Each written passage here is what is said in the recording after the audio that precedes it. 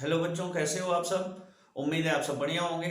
तो आज आपके लिए जो क्लास है वो सारणिक की क्लास है। बेहद इंपॉर्टेंट है आपके लिए, यूपी बोर्ड के लिए। और सबसे बड़ी बात कि यहां से 8 नंबर से लेकर के 13 नंबर तक के क्वेश्चन निकाले जाते हैं। एक क्वेश्चन 8 नंबर के और एक क्वेश्चन 13 नंबर का। इस तरीके से अभी हमने यूपी बोर्ड का एक पिछला पेपर देखा, कोड है उसका 324 एजेंट।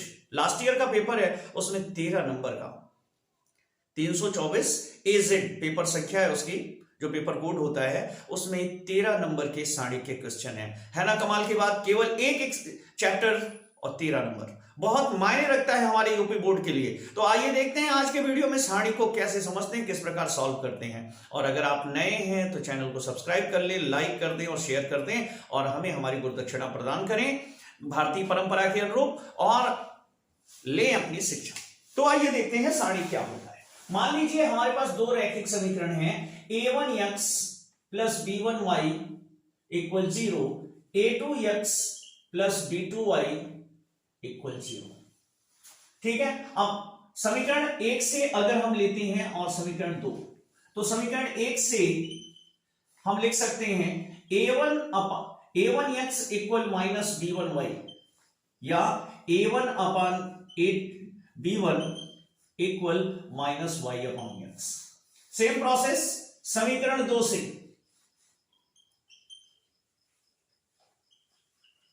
यहां पे ले सकते हैं a2 अपान b2 equal minus y upon x. अब दोनों value minus y upon x के इक्वल है, इसलिए इसे हम लिख सकते हैं a1 अपान b1 बराबर a2 अपान b2, या फिर इसे हम ऐसे लिख सकते हैं a1 b2 minus b1 a2 बराबर 0। ठीक है। क्रॉस मल्टीप्लिकेशन करके पक्षांतर कर लें और इसी को हम इस क्रम में भी लिख सकते हैं a1 b1 अपान a2 b2। इस व्यवस्था के साथ अगर इसे हम लिखते हैं तो इस व्यवस्था को हम कहते हैं सारणिक। इस व्यवस्था को हम कहते हैं सारणिक। और इस सारणिक में ये पंक्तियां होती हैं बिल्कुल अवयव की तरह और ये स्तंभ होते हैं, लेकिन गुणधर्म इनके अवयवों से मिलते भी हैं कुछ और कुछ नए गुणधर्म भी इनके पास है। ठीक है। तो इस तरीके से ये द्वितीय कोटि का सारणिक है। द्वितीय कोटि का सेकंड ऑर्डर का डिटर्मिनेंट है। सेकंड ऑर्डर का मतलब इसके स्तंभ में भी 2 एलिमेंट है और इसके पंक्तियों में भी 2 एलिमेंट हैं। डिटर्मिनेंट की एक खासियत होती है कि डिटर्मिनेंट जो होता है वो वर्ग होता है, मतलब उसकी पंक्तियों में जितने एलिमेंट होंगे उसके स्तंभों में भी उतने ही एलिमेंट होंगे। इसी प्रकार अगर 3 चरों का रैखिक समीकरण है a1x plus b1y plus c1z, a2x plus b2y plus c2z, a3x plus b3y plus c3z, तो उसका तृतीय कोटि का सारणिक बनेगा और तृतीय कोटि का सारणिक होगा a1 b1 c1, a2 b2 c2, a3 b3 c3। इस तरीके से यह सारणिक कहलाएगा तृतीय कोटि का सारणिक। ठीक है। अब यहां पर ये वैल्यू 0 तब होगी जब इसकी वैल्यू 0 होगी और इसे हल करेंगे तो इसे इस रूप में लिख सकते हैं, ये इसका मुख्य विकर्ण कहलाता है, अग्रग विकर्ण। ठीक है। मुख्य विकर्ण है, मुख्य विकर्ण का गुणा करते हैं a1 b2 माइनस फिर इसके गौड़ विकर्ण का या द्वितीय विकर्ण का गुणा करते हैं b1 a2। ठीक है। और ये वैल्यू 0 के बराबर है तो इसे 0 के बराबर कर देते हैं। तो इस तरीके से सारणिक को हल किया जाता है। तो आइए हम पहला सवाल देखते हैं। पहला सवाल है हमारा कि सारणिक का मान कैसे निकालते हैं। तो यहां पर हमारा सारणिक है 1 माइनस 1 4 2 3 1 और ये है 4 0 0 का मान। तो सारणिक का मान निकालने के लिए हम उस पंक्ति या उस स्तंभ का चुनाव करते हैं। आपको बताते चले कि ये आपके स्तंभ है, पहला स्तंभ, ये दूसरा स्तंभ, ये तीसरा स्तंभ, ये पहली पंक्ति, ये दूसरी पंक्ति, ये तीसरी पंक्ति। स्तंभों को हम सी से लिखते हैं और पंक्तियों को हम आर से लिखते हैं। सी फॉर कॉलम यानी स्तंभ, आर फॉर रो यानी कि पंक्ति। ठीक है। अब यहां पर जिस पंक्ति में शून्य की संख्या या जिस स्तंभ में शून्य की संख्या सर्वाधिक होती है उसी के सापेक्ष हम सारणी का प्रसार करते हैं। तो यहां पर हमारा जो C3 है यानी तीसरी पंक्ति है, इस पंक्ति में ज्यादा से ज्यादा शून्य उपलब्ध हैं। तो यहां पर लिखेंगे डेल इक्वल और यहां लिख देंगे कि C3 के सापेक्ष प्रसार करने पर आव्यूह की तरह इसमें पहली पंक्ति लेना आवश्यक नहीं है। तो यहां पे इसे लेंगे 4 और 4 के सापेक्ष इसका जो उपसारणिक बनेगा वो होगा -1 4 3 1। फिर चिन्हों का ध्यान रखते हैं, अगला उपसारणिक आएगा 0 और जब 0 लेंगे तो 0 के सापेक्ष क्या होगा, जब आपने इसको लिया था तो यहां पर आपकी ये पंक्ति और ये स्तंभ ब्लॉक हो गया था, तब आपने लिया था -1 4 3 1। और जब आप दूसरी पंक्ति में आएंगे 0 लेंगे तो इसके सामने की ये पंक्ति और ये स्तंभ ब्लॉक हो जाएंगे, तब आपको मिलेगा 1 4 2 1। फिर प्लस प्लस माइनस प्लस, इसको हम आव्यूह में भी देख चुके हैं, लास्ट 0 आ जाएगा यहां पर। जब 0 आएगा तो अब हमारी ये पंक्तियां ब्लॉक हैं। तो इस तरीके से जो हमें उपसारणिक मिलेगा वो होगा 1 -1 2 3। अब इसे सॉल्व करेंगे 4। अब इसके मुख्य विकर्ण का गुणा करेंगे -1 -12 -0 +0। तो इस तरीके से हो गया 4 गुणे 12 में 1 जुड़ जाएगा, -13 हो गया और -13 13 चौका 52। इस तरीके से इस सारणी का जो मान आया प्रसार करने पर वो मान आया -52। ठीक है। अब सारणी कुछ अपने गुणधर्मों का पालन करता है, सारणी कुछ अपने गुणधर्मों का पालन करता है। तो उन गुणधर्मों, वो गुणधर्म क्या हैं, आइए देखते हैं उनको।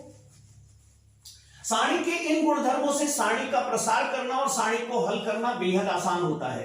इन गुणधर्मों को हमें याद रखना है, ये गुणधर्म कभी कभी 1 नंबर में भी पूछे जाते हैं।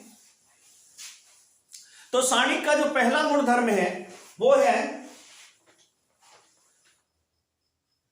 कि किसी भी सारणी के स्तंभ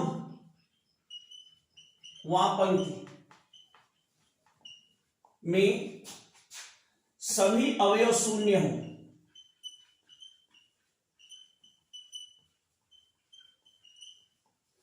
मतलब जैसे यहां पे है ABC PQR 0 0 0।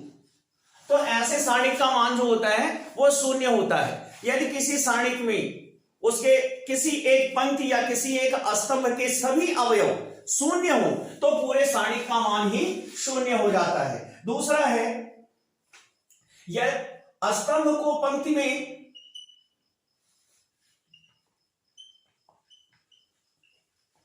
वह पंक्ति को स्तंभ में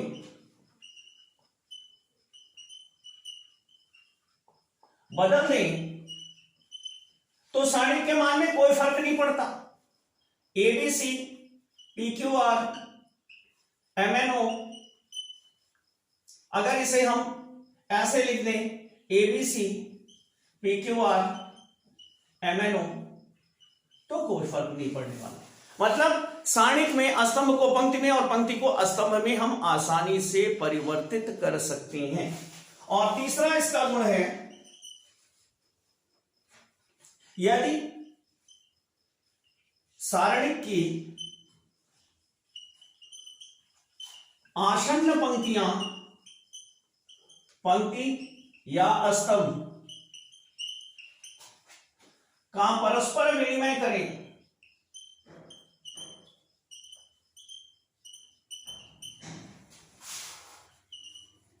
तो चिन्ह बदलता है।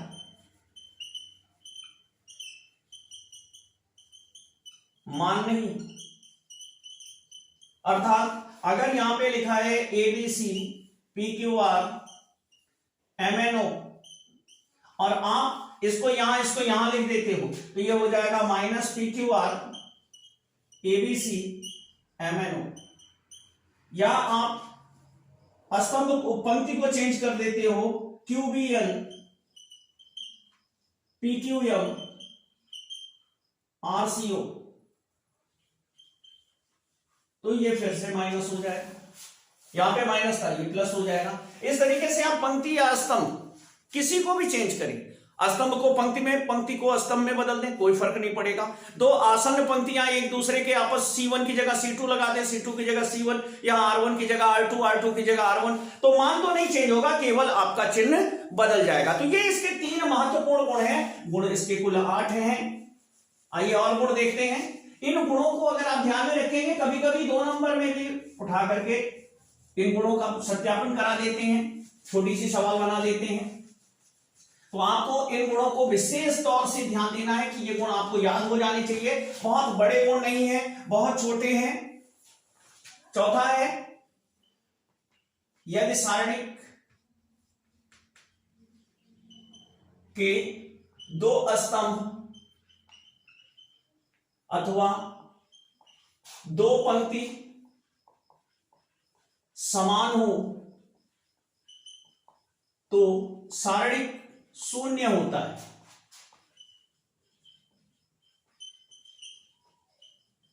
अब भैया कैसे होता है? तो ये होता है ABC, ABC P Q R. तो इसमें क्या है, 2 पंक्ति सेम है तो वैल्यू 0 हो जाएगी, या दो स्तंभ सेम है तो वैल्यू 0 हो जाएगी। 2 पंक्ति भी अगर ऐसे बराबर हो तब भी इसका मान 0 हो जाएगा। अब अगर किसी सारणिक में, 5वां है, किसी सारणिक की वैल्यू में अगर हम किसी अचर से गुणा कर दें, अब जैसे इसका मान लो एबीसी डीईएफ जीएचआई, ये कोई सारणिक है, और इस सारणिक के पद में हम यम से गुणा कर दें, यम एमडी एमसी, किसी एक पंक्ति में या किसी एक स्तंभ में, डीईएफ जीएचआई। तो अगर इसका मान लो यहां पर पी आ रहा था तो इसका मान यहां पे यम इंटू पी आने लगेगा। माने अगर किसी सारणिक के किसी पंक्ति या किसी स्तंभ में एक ही अचर से गुणा कर दिया जाए तो सारणिक का मान उतने गुना हो जाता है, उस अचर के गुणे के बराबर हो जाता है। और अगर सारणिक की किसी भी पंक्ति या स्तंभ में एक दूसरे से घटा लिया जाए, जैसे मान लो यहां लिखते हैं एबीसी, ये 6वां गुण है, प्रैक्टिकली देख लीजिए, पी क्यू आर एमएनओ, ये बराबर होगा ए माइनस बी। इसमें से मतलब यहां पे हम क्या लिखेंगे इसको, यहां पे हम कर रहे हैं C1 equal C1 minus C2, मतलब जो C1 है उसका मान आपको लिखना है C1 माइनस C2 के बराबर। C1 equal C1 minus C2, माने C1 के स्थान पर अब आप क्या लिखेंगे, C1 में से C2 घटा के लिखेंगे, यानी P minus Q M minus N। बाकी की पंक्तियां अपने स्थान पर बनी रहेंगी, CRO, जितनी वैल्यू इसकी इतनी वैल्यू इसकी। इसे फिर से समझ लो, सबसे इंपॉर्टेंट गुण है ये, इसका आप बहुत ज्यादा प्रयोग करेंगे हम लोग सवालों को हल करते समय।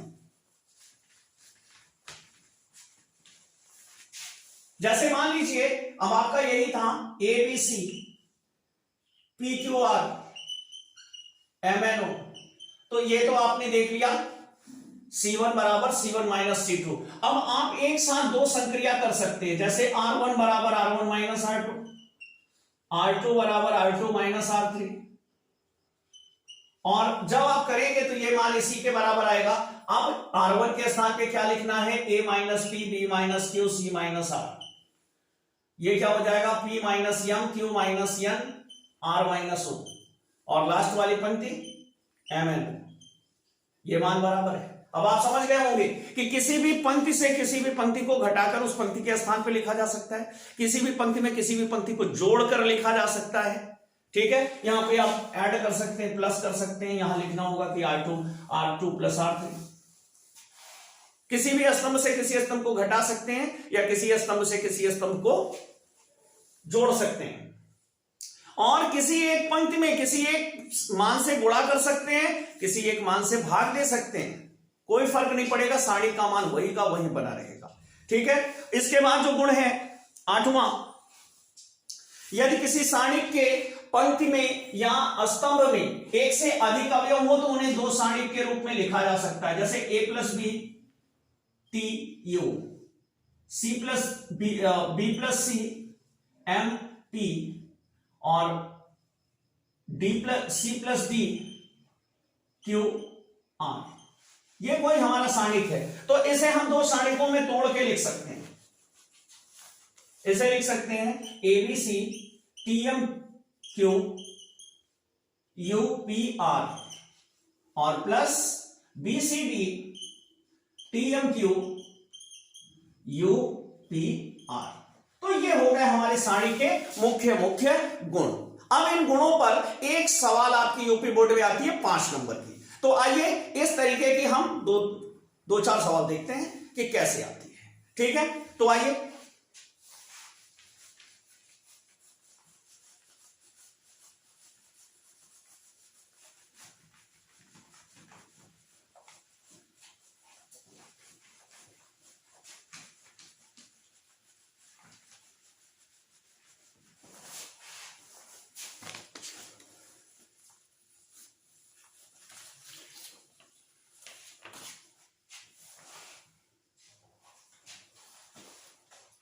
दूसरा क्वेश्चन है, ये यूपी बोर्ड में आई हुई सवाल है। 1 + A 1 1 1 1 + B 1 1 1 1 + C, और हमें प्रूव करना है इसका प्रसार करके कि ABC 1/A + 1/B + 1/C +1। यहां पे एक वैल्यू और है और वो वैल्यू है +1। ठीक है, तो अब इसको सिद्ध कैसे करते हैं देखिए। अब इसमें थोड़ा सा इसे सॉर्ट करें। ठीक है, तो इसे सॉर्ट करने के लिए हम करेंगे C1 = C1 - C2 और C2 = C2 - C3। मतलब भैया C1 के स्थान पे अब आपको क्या लिखना है, C1 में से C2 घटा के लिखना है। तो इसमें से इसको घटा दो तो यहां क्या बचेगा A, फिर इसमें से इसको घटाओ तो 1 - -B हो गया, तो यहां आएगा -B। एक में से एक घटा लिए तो क्या आया, 0 आया। अब इसमें से इसको घटाओ तो एक में से एक घटा दिए, 0 आ गया। इसमें से इसको घटा दिए तो यहां B आ गया, इसमें से इसको घटा दिए तो -C आ गया, यहां 1 1 1 + C। अब चलो भैया उपसार हमारा सारणिक हो गया, थोड़ा सरल हो गया। अब इसमें हम प्रसार करते हैं, किसके सापेक्ष, R1 के सापेक्ष, पहली पंक्ति के सापेक्ष लेते हैं और यहां पे निकालते हैं डिटर्मिनेंट, सारणिक का मान। तो यहां लिखेंगे A, जब A लेंगे तो यहां पे उप सारणिक बनेगा B - C 1 1 + C, फिर होगा -0, तो 0 के सापेक्ष लेंगे तो -B 0 1 1 + C, और फिर +1 1 के सापेक्ष लेंगे तो होगा -B 0 और B - C। अब यहां पर क्या हो गया, A और ब्रैकेट में आएगा इसका गुणा, तो इसका गुणा आप करेंगे तो B + BC होगा, और यहां पे -C, ये हो गया, -0 हो गया पूरा खत्म, +1 और ब्रैकेट में होगा इसका गुणा BC -0। तो यहां पे डेल्टा इक्वल, अब क्या होगा, इसको खोल लो ब्रैकेट, तो A B + BC + C और +BC, ये बचा, यहां ब्रैकेट नहीं है।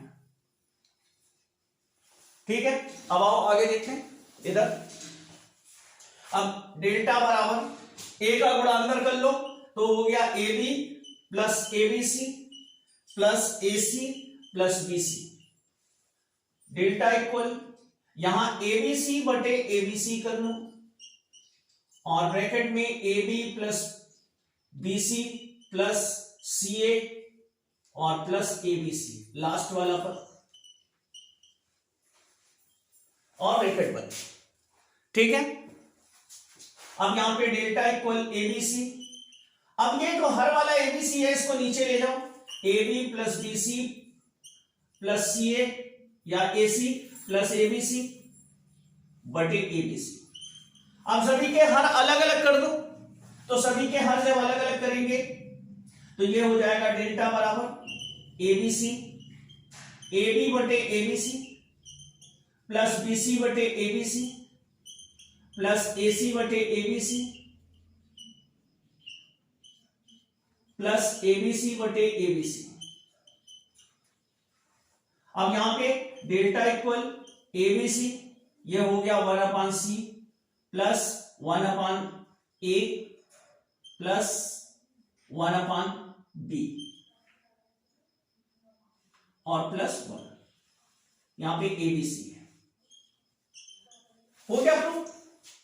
कितनी सरलता से प्रूफ हो गया, आपने देखा। तो आओ इसी टाइप का एक क्वेश्चन और देखते हैं हम लोग।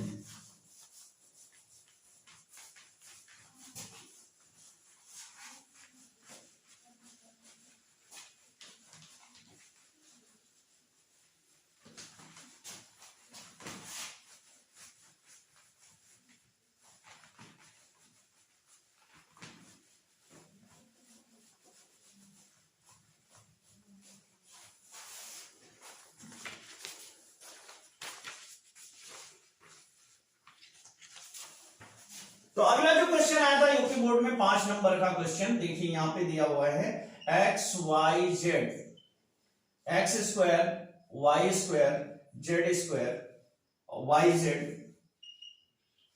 Z X X Y equal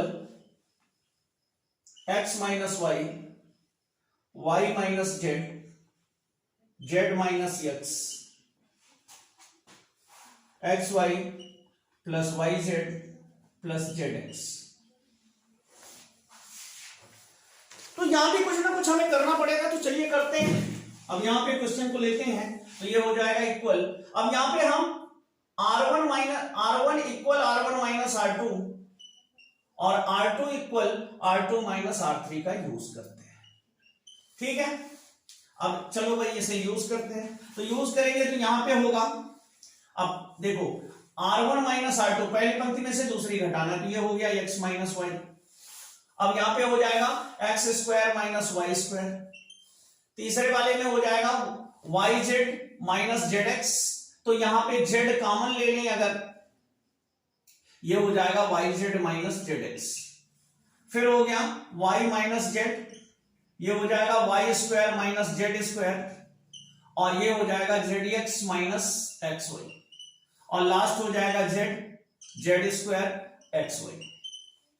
चलो भाई इतना बन गया। अब कॉमन वामन निकालना है इसमें से, तो इसमें हर पंक्ति से कॉमन निकाला जा सकता है। तो एक लाइन और चलते हैं, ये बन गया एक्स माइनस वाई, और यहां पे ये x square minus Y square x minus y x plus y, वर्गांतर से टूट गया। यहां पे माइनस जेड कॉमन ले ले तो ये हो जाएगा एक्स माइनस वाई।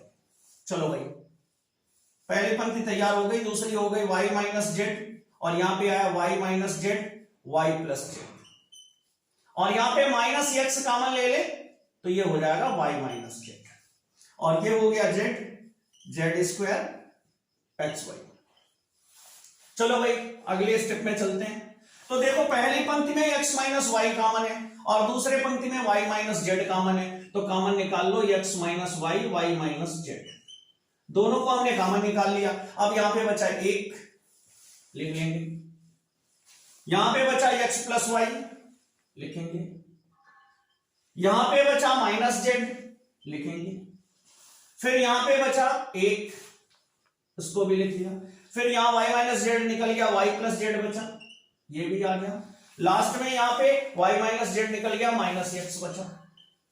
अब यहां पे जेड स्क्वायर एक्स वाई, अब ये हमारा स्टेप बन गया।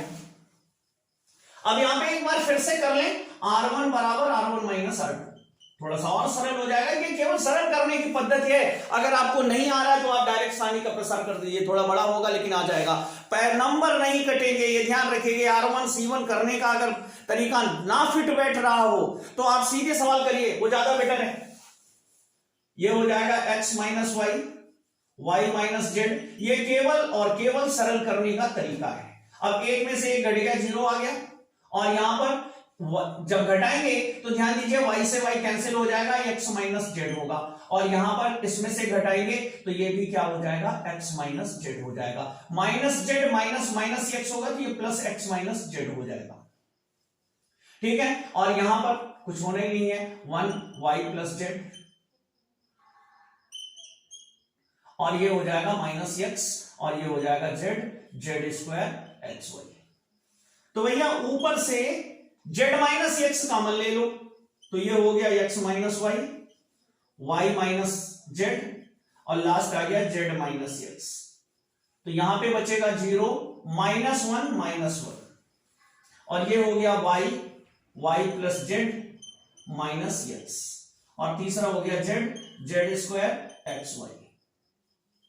ये वाई प्लस जेड ज्यादा उधर चला गया है। ये आपका अब अंतिम सारणी बच रहा है, ठीक है। तो चलो एक स्टेप और है, करते हैं इसको तीसरे स्टेप में। अब यहां पे ये तीन वैल्यू तो हमारी रहेंगी X minus Y minus Z और जेड माइनस एक्स। और इस सारणी को नीचे, इसके बगल तो जगह नहीं है, हम नीचे लिखते हैं या फिर हम इसको इधर कर लेते हैं। इधर देखेंगे कैसे होता है।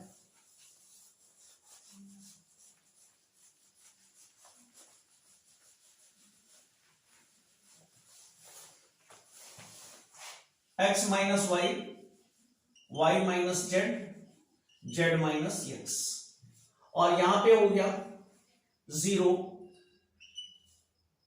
अब यहां पे क्या करना है, यहां पे R2 बराबर C2 बराबर C2 माइनस C3 कर दो, सरल होता जाएगा। लेकिन तुम्हारी मर्जी, नहीं करना है भैया यहीं से सॉल्व कर लो, कोई दिक्कत नहीं है। अब वहां पे देखो अगर घटाओगे तो ये कट के 0 हो जाएगा, 0 करने की कोशिश की जा रही है। अब यहां -1 में -1 घटाओगे तो आ गया 0 और ये -1 बचा हुआ है, यहां पे 1, फिर C2 के स्थान पे C2 माइनस C3 है, तो x plus Y plus Z में से x घटाओगे तो x plus Y plus Z बचेगा और यहां हो गया -x और फिर हो गया लास्ट में z और यहां घटाओगे तो Z square minus X Y हो जाएगा और यहां पे आया एक्स वाई। अब कहानी खत्म हो गई। अब C1 के सापेक्ष, यहां पे ये जो R1 है, R1 के सापेक्ष विस्तार करेंगे तो R1 के सापेक्ष तो ये हो जाएगा x minus Y minus Z minus X और इसका प्रसार करेंगे तो ये पहला पद हो गया 0 के सापेक्ष इसका गुणा और इसका गुणा, तो पूरी वैल्यू 0 हो गई। -0 इस 0 के सापेक्ष इसका गुणा और इसका गुणा, तो पूरी वैल्यू 0 हो गई। प्लस -1 और -1 के साथ अब हम क्या करेंगे, ये वाला कॉलम चलेगा, तो यही लास्ट पद हमारा चलेगा। अब इधर से हम पदों को हटा दे पहले, तो आसानी से विस्तार कर सके ताकि हम आपको सही देख सकें।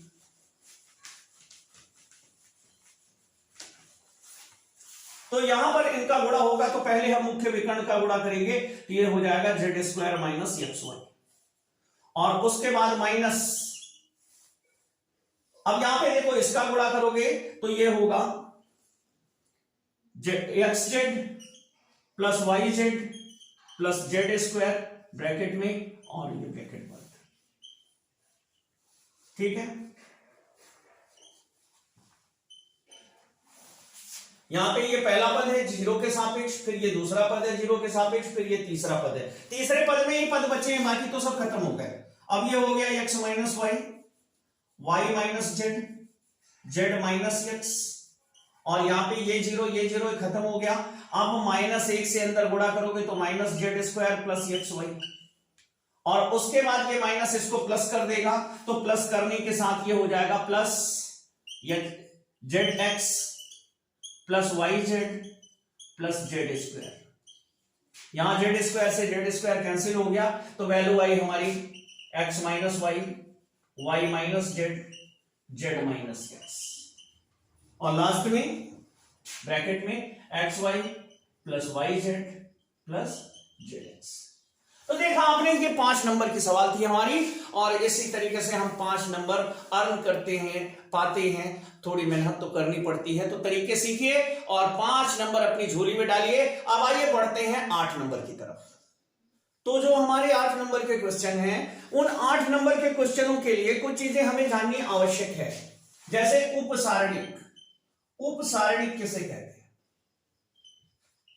तो उपसारणिक किसी अवयव से होकर जाने वाली पंक्ति और स्तंभ जो भी हो उनको उस पंक्ति और स्तंभ को छोड़कर जो कुछ बचता है वो उपसारणिक कहलाता है। मान लो ये हमारा एक सारणिक है, इसमें अगर हम बी ले लेते हैं तो बी से होकर जाने वाली जो पंक्ति है और बी से होकर जो जाने वाला स्तंभ है उसे छोड़कर जो कुछ बाकी बचे डी एफ जी आई, ये बी का उपसारणिक है।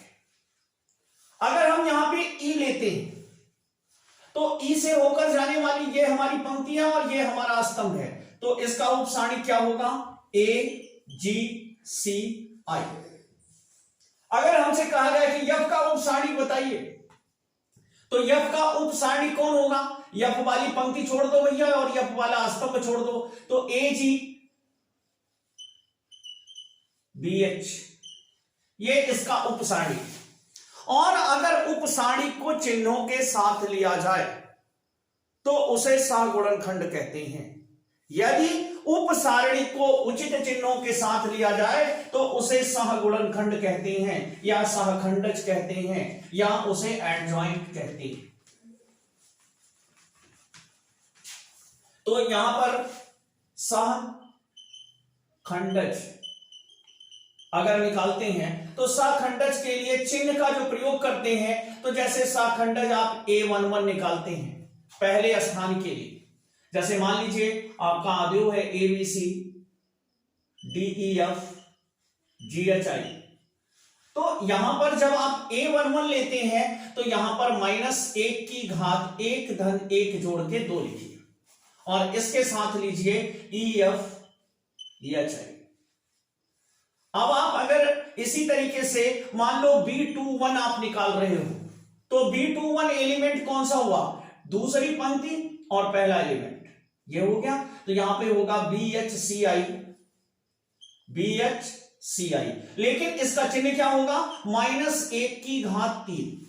इस तरीके से ये पॉजिटिव आएगा ये नेगेटिव आएगा। तो इसमें जो आप जिसका सहखंडज निकाल रहे हो उस एलिमेंट के जो स्थान के चिन्ह होते हैं, जो क्रम होता है, उस क्रम को जोड़कर इसकी घात लगा दी जाती है। यहां पे 1 1 जोड़ के 2 लगाएंगे, यहां 2 1 जोड़ करके 3 लगाएंगे। तो इस तरीके से जो मान निकलते हैं इन्हें सहगुणनखंड कहते हैं। अब इसकी सहायता से हम निकालते हैं ए इनवर्स, सहखंडज की सहायता से हम निकालते हैं ए इनवर्स। ए का प्रतिलोम बहुत ही महत्वपूर्ण है, कभी कभी ये 8 नंबर में आता है, कभी कभी 5 नंबर में आता है। और 8 नंबर में जो सबसे महत्वपूर्ण सवाल आती है वो 3 चरों के रैखिक समीकरण के 3 समीकरण दिए जाते हैं और वहां पर हमें उन एक्स वाई जेड चरों के मान निकालने होते हैं या जो भी चर वहां पे दिया हो, तो उस मान निकालने में भी हमें इनवर्स की बड़ी जरूरत पड़ती है, व्युत्क्रम अवयव की जरूरत पड़ती है। और जो प्रश्न होता है उसमें लिखा होता है कि अवयव विधि से इनके मान निकाले। ठीक है, तो आइए प्रतिलोम निकालना सीखते हैं कि प्रतिलोम कैसे निकालते हैं। तो प्रतिलोम निकालने के लिए हमारा चौथा सवाल है A इक्वल 1 1 1 3 4 3 3 3 4। तो सबसे पहला काम आप डिटर्मिनेंट निकाल डालिए, अर्थात मॉड ऑफ ए। तो यहां सबसे पहले लीजिए 1 और 1 के सापेक्ष 4 चौक 16 -3 3 9 -3। अब यहां पे 4 एकन्नम 4 -3 एकन्नम 3 +3 और यहां पे 3 एकन्नम 3 -4 एकन्नम 4। अब ये हो गया 16 में से 9 गए 7 -4 में से 3 गए 1, तो यहां हो गया -3 और यहां पे 4 में से 3 गए -1 बचा और यहां गुणा हुआ -3 बराबर आया 1। तो इस तरीके से हमारा मॉड ए जो है वो हमारे पास 1 के रूप में आ गया। अब इसके हम सहखंडज निकालेंगे, तो 9 सहखंडज जितने एलिमेंट होंगे सबके सहखंड निकलेंगे। तो A11 के लिए होगा -1 की घात 2। देखिए कैसे सहखंडज निकाले, 1 1 जोड़ करके 2 कर दिए और इसके सापेक्ष होगा 4 3 3 4। ये हो जाएगा, ये प्लस हो गया, 4 चौक 16 माइनस 3 तिहाई 9 बराबर 7। ठीक है, A12, अब A12 निकालेंगे तो माइनस 1 की घात 3 हो जाएगा और इसके साथ इसका सखंड आ जाएगा A12, ये है तो 1 1 3 4। अब यहां पे हो जाएगा माइनस 4 एकन्नम 4 माइनस 3 एकन्नम 3 और ये हो गया माइनस 1। फिर A13 माइनस 1 की घात 4। अब A13 के लिए सखंडज हो जाएगा 1 और 3, 1 1 4 3 1 1 4 3। अब यहां पे ये वैल्यू हो गई पॉजिटिव, 4 घात है तो ये धन हो जाएगी और 3 एकन्नम 3 माइनस 4 एकन्नम 4 बराबर माइनस 1। ठीक है, अब इसी तरीके से A21 लेंगे तो माइनस 1 की घात फिर 3 हो गया। अब A21 में क्या होगा, दूसरी पंक्ति आपकी ब्लॉक हो गई और पहला स्तंभ ब्लॉक हुआ तो 3 3 3 4। ठीक है, अब यहां पे ये आ जाएगा माइनस और 3 चौक 12 माइनस 3 तिहाई 9, 12 में से 9 गए 3 धन का और ये इसे ऋण करेगा, ये ऋण 3। ठीक है, फिर A22, अब A22 तो माइनस 1 की घात 4 और यहां पर हो गया आपका 2 और 2, ये ब्लॉक हो गया तो 1 1 3 4 1 1 3 4। अब यहां पे माइनस 1 की घात 4 है तो ये प्लस हो जाएगा और यहां पे होगा 4 एकन्नम 4 माइनस 3 एकन्नम 3 बराबर 1। ठीक है, अब A23 माइनस 1 की घात 5 हो गया। अब A23 लिए तो 2 और 3, ये दोनों ब्लॉक हो गए तो 1 1 3 3 1 1 3 3, तो ये क्या हो गया माइनस और यहां पे 3 माइनस 3 बराबर 6। फिर A31 तीसरी पंक्ति पहला स्तंभ तो A31 माइनस 1 की घात 4 हो गया, 3 1 4, तो आपका ये पूरा ब्लॉक है और ये पूरा ब्लॉक है तो 3 4 3 3 3 4 3 3।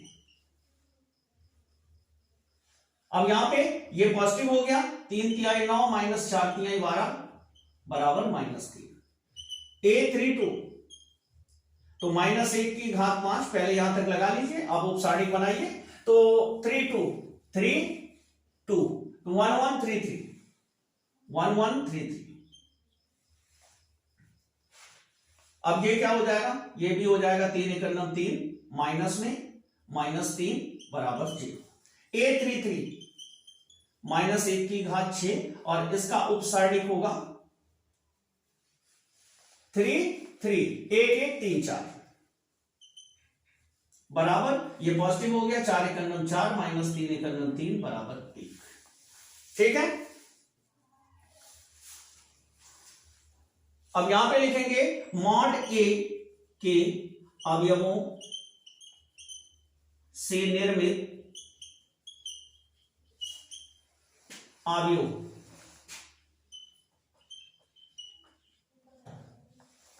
B बराबर, अब इनको एलिमेंट के हिसाब से सजाते चले जाएंगे। ठीक है, तो पहला एलिमेंट है हमारा यहां पे 7 माइनस 1 माइनस 1, फिर माइनस 3 1 0 माइनस 3 1 0, फिर माइनस 3 0 1।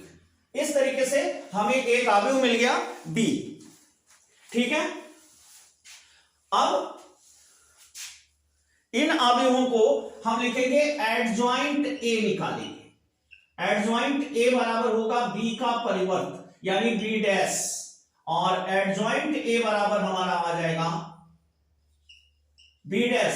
तो B डैश कैसे निकालोगे, इसको स्तंभ को पंक्ति में बदल दो, माइनस 1 और यहां पे हो जाएगा माइनस 3 1 0 और ये हो जाएगा माइनस 3 0 1, और ये अवयव है, इनकी टांगे थोड़ी थोड़ी मोड़ दो इस तरीके से।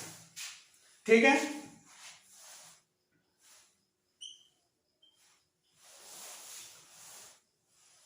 अब यहां पर आपका एडजॉइंट A आ गया। अब A इनवर्स जब निकालते हैं तो A इनवर्स बराबर होता है adjoint A upon mod of A। तो आपको क्या करना है, एडजॉइंट ए को मॉड ऑफ ए से भाग देना है। तो मॉड ऑफ ए आपका कितना आया हुआ है, 1 आया हुआ है। तो जब मॉड ऑफ ए से भाग देंगे तो यहां कोई परिवर्तन तो होगा नहीं। अगर मान लीजिए मॉड ऑफ ए आपका 2 होता, 3 होता, तो सबको 2 या 3 से भाग दे देते, सबके बटे लगा देते, अगर कटता तो काट देते, नहीं तो वैसे छोड़ देते। तो आपका यहां पर ए इनवर्स आया -7 -3 -1 1 0 -1 0 1। ठीक है, तो इस तरीके से हम निकालते हैं ए इनवर्स।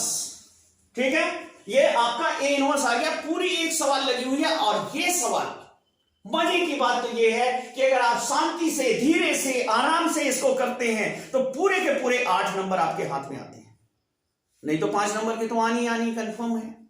ठीक है, तो आइए इसके आगे का देखते हैं कि कैसे चरों के रैखिक समीकरण को सॉल्व करते। तो ये हमारा 6वां क्वेश्चन है जो 3 चरों का रैखिक समीकरण है, और इस रैखिक समीकरण को अवयव विधि से हल करके हमें चर x y z के मान निकालने हैं। इन्हें हल करने की हमारे पास 2 विधियां हैं, एक अवयव विधि है और एक क्रैमर विधि है। तो पहले इनको हम अवयव विधि से देख लेते हैं। अवयव विधि से निकालने की 90% रीति आप सीख चुके हैं, क्योंकि यहां पर इस समीकरण को हम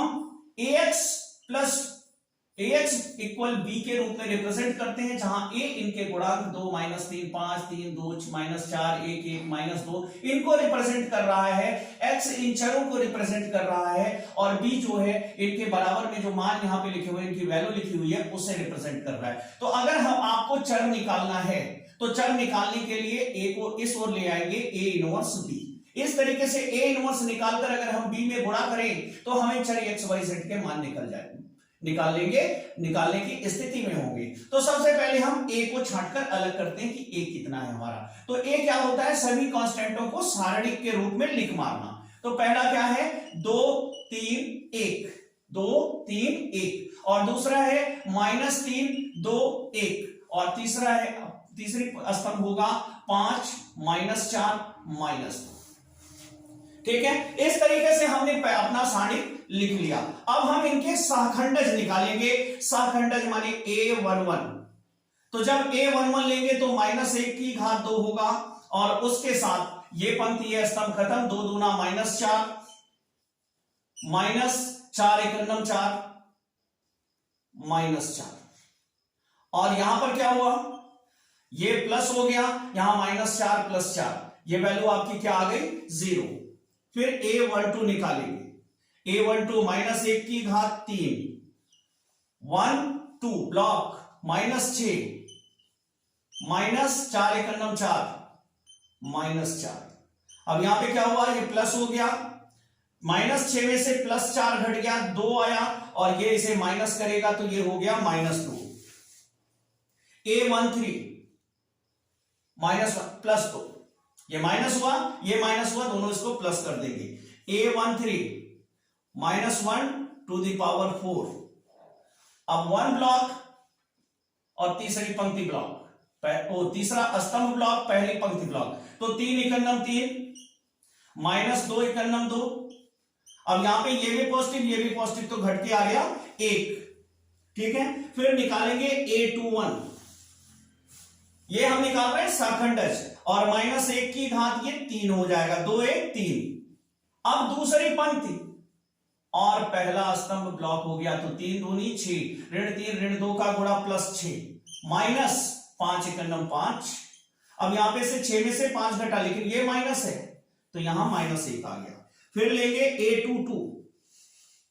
अब a22 दूसरी पंक्ति, दूसरा स्तंभ ब्लॉक, तो 3 2 1 और 5 -2 लेने, तो 2 दूनी 4, पहले -1 की घात 4 करो, फिर 2 दूनी 4 -4 हो जाएगा, क्योंकि यहां पे -2 है, और उसके बाद 5 एकन्नम 5 -5, ब्रैकेट खोलोगे, -4 -5 9 हो जाएगा, तो ये आया -9।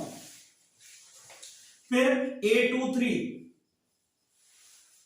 अब a23 दूसरी पंक्ति, तीसरा स्तंभ ब्लॉक, दूसरी पंक्ति, तीसरा स्तंभ ब्लॉक, तो 2 1 -3 1 है, तो 2 एकन्नम 2 माइनस, तो ये हो गया -1 की घात 5, और यहां पे आया 2 एकन्नम 2 -3,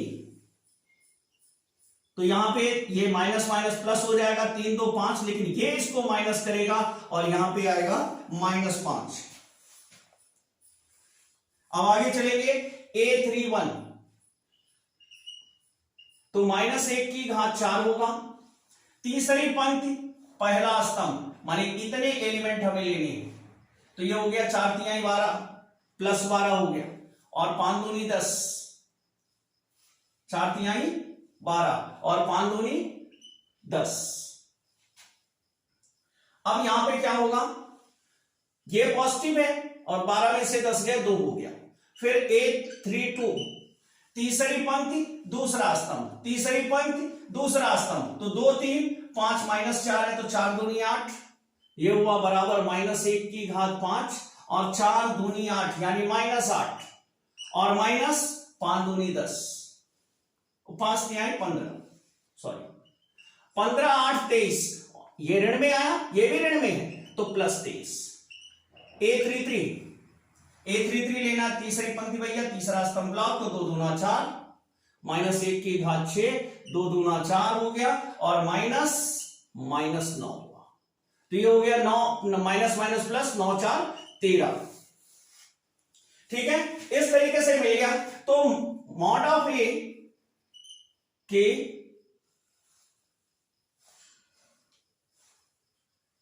अवयवों का अवयव, इसे बी से लिखेंगे, बी बराबर हो गया, अब यहां देखो 0 2 1, फिर -1 -9 -5, -1 -9 -5, और यहां पे आया 2 23 13। अब यहां पे एडजॉइंट थे बराबर बी डैश।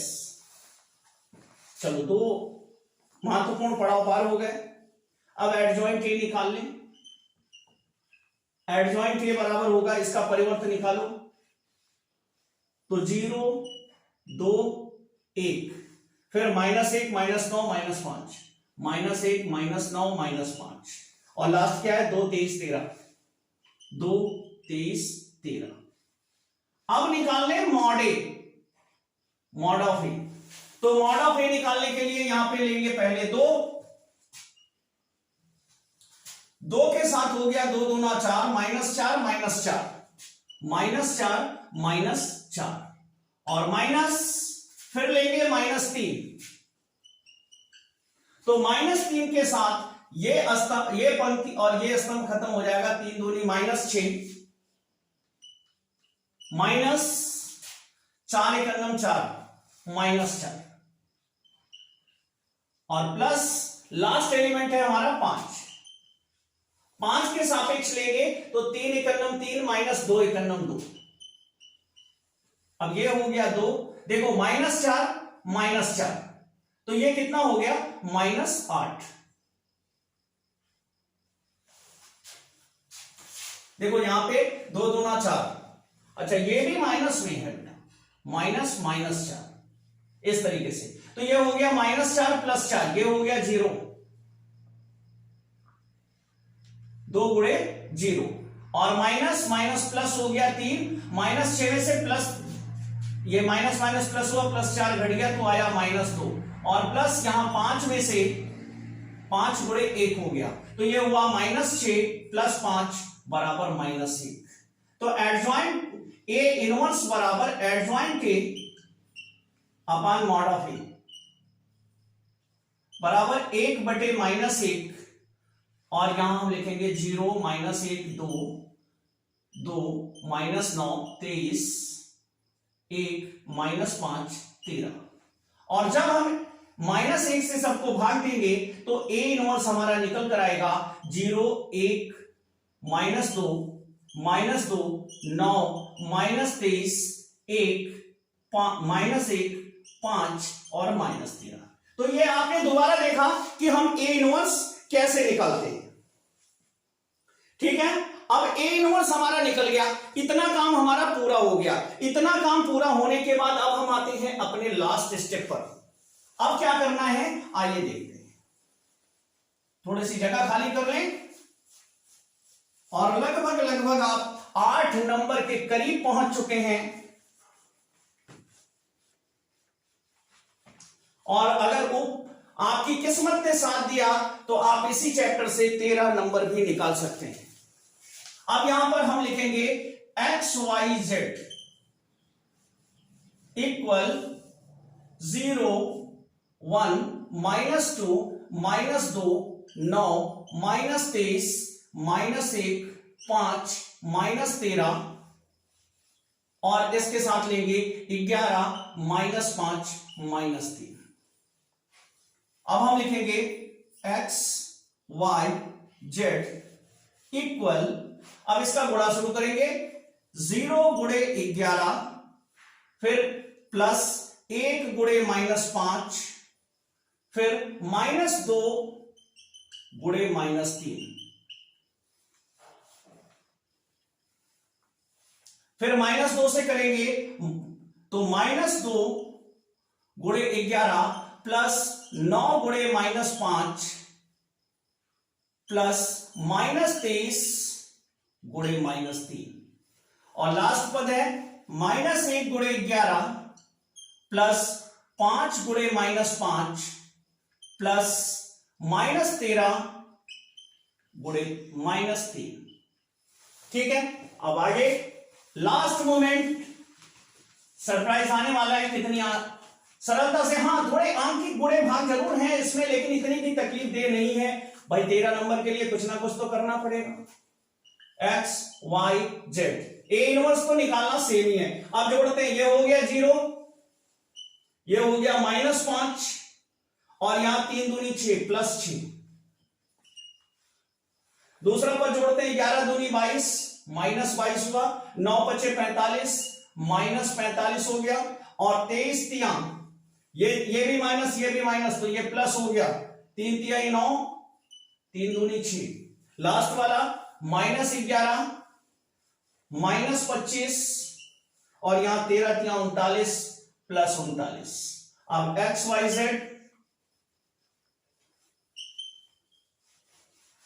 इक्वल, यहां 6 में से 5 घट गया, 1 आया और यहां देखो 5 2 7 और 4 2 6, तो 69 में से 67 गया तो ये 2 आया।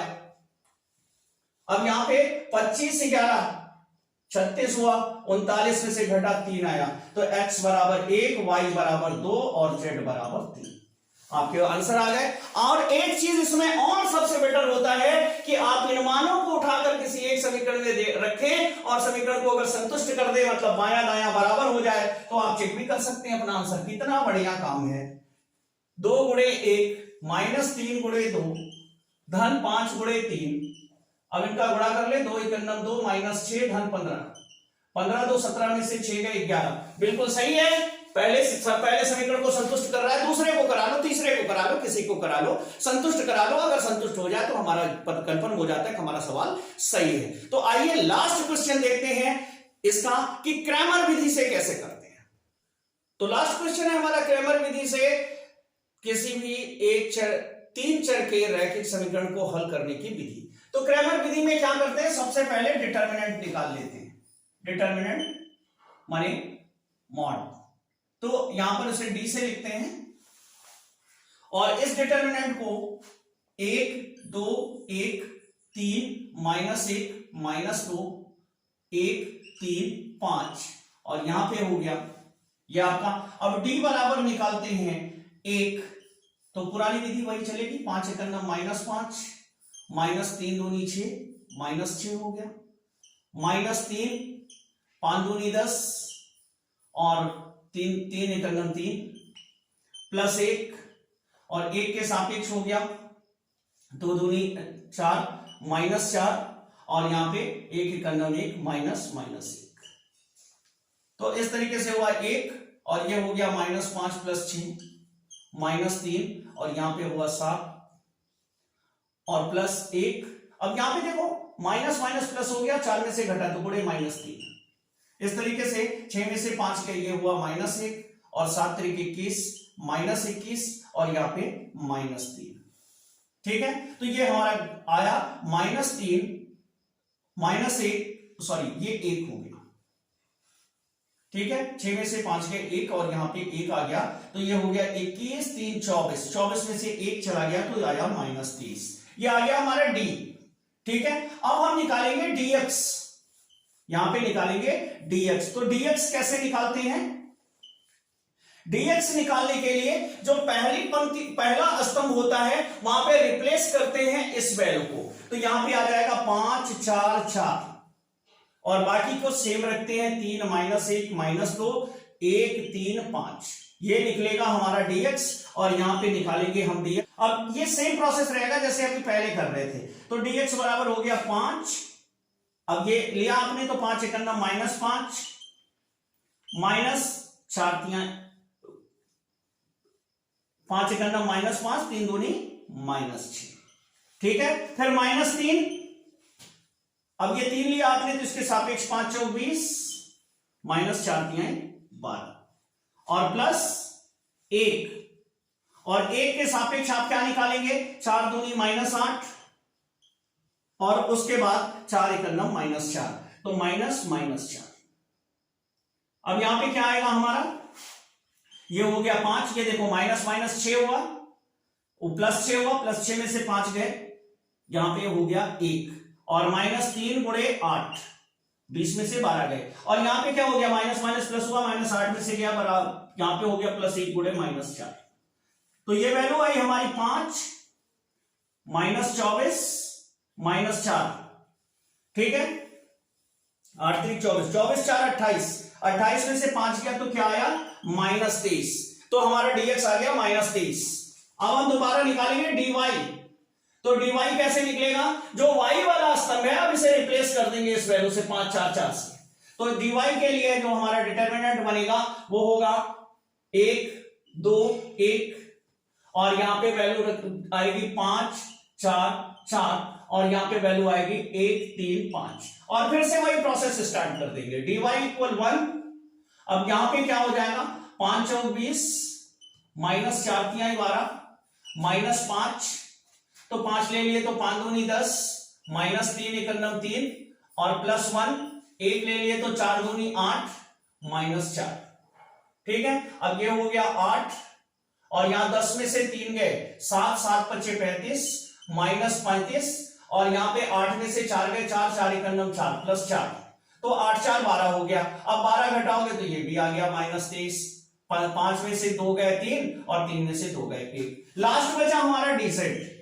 तो अब dz के लिए क्या करेंगे? लास्ट वाली पंक्ति को रिप्लेस कर देंगे किससे? ये बराबर वाली वैल्यू से। समझ गए होंगे क्या कर रहे हैं? 1 2 1 3 -1 -2 और ये हो गया 5 4 4। अब यहां पे हमारा निकलेगा dz। तो dz के लिए भी सेम प्रोसेस, 1 4 × -4 और -8, 4 दूनी 8 और -3, अब 3 लेंगे इस बार, 4 दूनी 8 -4 × 4 और उसके बाद +5 लेंगे, 5 के साथ 2 दूना 4 -4 और 1 × 1 -1।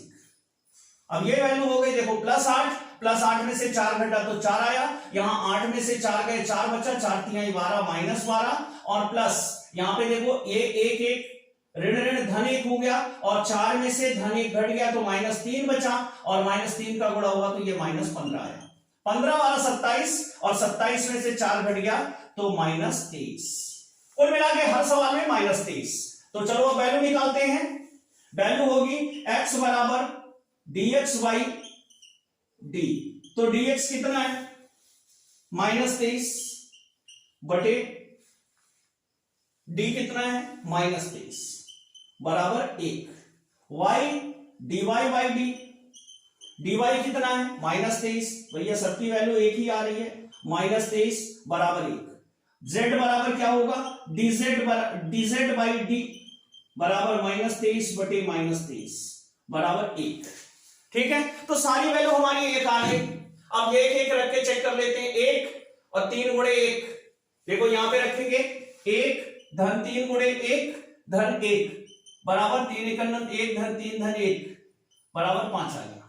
ठीक है, तो इस तरीके से प्रूव हो गया कि हमने जो वैल्यू निकाली है एक्स वाई जेड की वो इसे सेटिस्फाई कर रही है, वो इसे संतुष्ट कर रही है और हमारी सवाल सही है। तो आपके लिए सबसे बड़ा बेनिफिट और सबसे बड़ा प्लस पॉइंट है कि आप इसमें अपने क्वेश्चंस को चेक कर सकते हो कि हमने सही लगाया या गलत लगाया। तो बेटा अगर आपने मेरे पिछले वीडियो नहीं देखे हैं, पिछले वीडियो हमने रैखिक प्रोग्रामिंग और इसके साथ कंटिन्यूटी और डिफरेंशियबिलिटी के वीडियो अब तक डाल चुके हैं मैथ्स के। अगर आप इतने वीडियोस को देख लेते हैं तो आप कॉन्फिडेंस में आ जाएंगे, आप आराम से क्वालिफाई कर चुके हैं। इन्हीं 3 वीडियो में क्वालिफाई करने के साथ आप आगे बढ़ रहे हैं। अब आप आगे परसेंटेज बनाएंगे। तो जुड़े रहिए हमसे, देखते रहिए हमारे क्लासेस और बनाते रहिए अपने नंबर्स, बढ़ाते रहिए उनकी संख्या। तो मिलते हैं नेक्स्ट वीडियो में फिजिक्स के, तब तक के लिए गुड नाइट।